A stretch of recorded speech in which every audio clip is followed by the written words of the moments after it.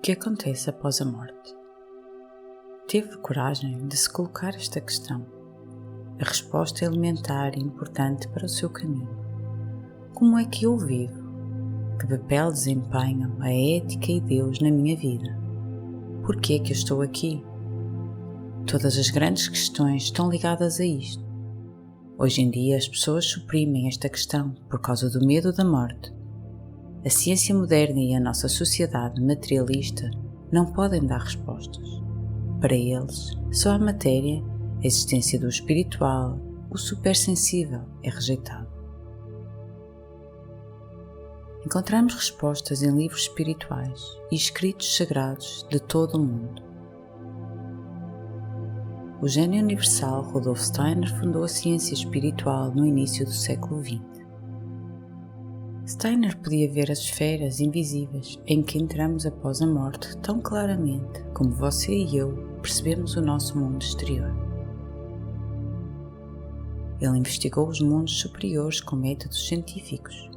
Os seus livros e palestras dão respostas lógicas a todas as questões importantes da vida. Vou resumir em palavras simples o que Steiner escreve sobre a vida após a morte. Quando morre, o seu corpo físico desintegra-se. O que resta? Como ser humano consiste não só de um corpo físico, mas também de outras conchas invisíveis. É, na realidade, um ser espiritual. O corpo físico é um fato espacial para a sua missão terrestre. Nós somos terranautas. Após a morte, regressamos ao nosso lar espiritual. No caminho de regresso, vagueamos por esferas supersensíveis. Para cada esfera, temos o nosso próprio fato espacial, a nossa própria concha. Assim, existem outros fatos que lhe dão acesso ao mundo da energia vital ou ao mundo das sensações.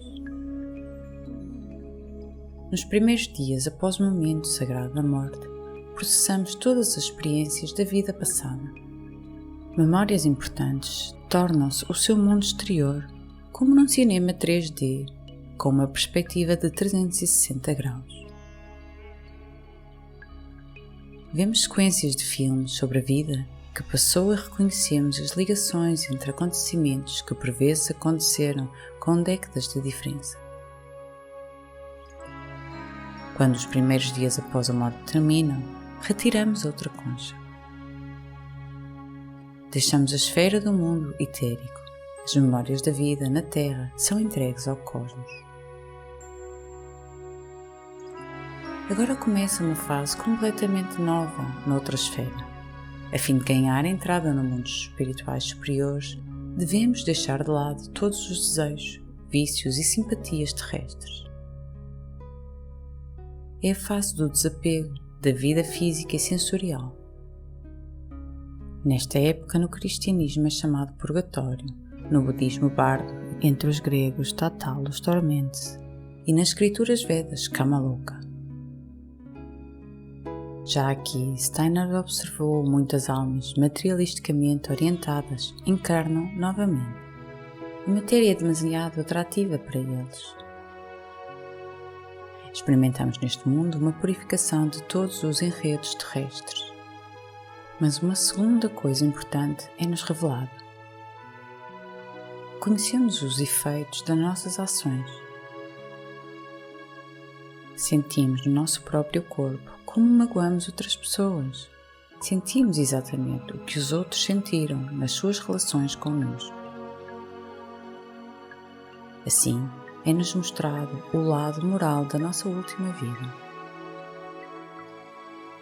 Quando esta fase estiver concluída, libertamos outra concha. Deixamos o mundo astral e ficamos na porta de entrada para o mundo espiritual. No cristianismo, este mundo é chamado os Sete Céus e nas escrituras Vedas, Devachan. Quanto menos estiver usado o pensamento na vida terrestre, tanto mais imperfeitamente chegará às portas do céu como um ser espiritual. Se um ser vivo na nossa Terra vive na completa escuridão durante muito tempo, perde gradualmente a visão. Os olhos precisam da luz, senão atrofiam.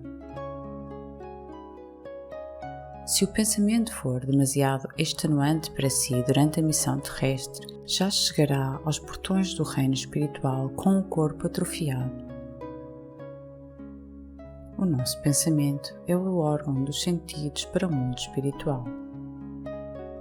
Tal como a nutrição e os maus hábitos desenvolvem o corpo físico, também o pensamento molda o seu corpo espiritual.